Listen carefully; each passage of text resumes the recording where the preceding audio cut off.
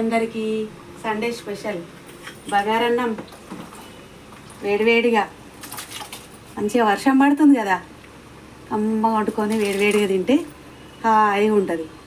అందుకనే మెల్లగా చేస్తున్నాను అనమాట.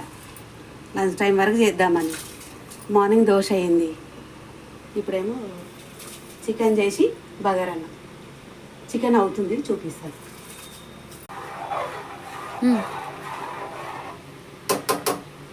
ఇప్పుడే చికెన్ ఉడుకుతుంది కదా, బగారాకి రైస్ వేసేసిన. అది అవుతుంటుంది. చికెన్ చూద్దాం ఎంతవరకు వచ్చిందో. మస్తు అవుతుంది కదా, చాలా బాగుంది కదా.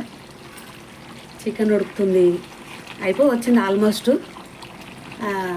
కొత్తిమీర పుదీనా వేసేసి కసూరి మేతి కొంచెం గరం మసాలా పొడి చికెన్ పొడి వేసేస్తే సరిపోతుంది, అయిపోతుంది కంప్లీట్గా.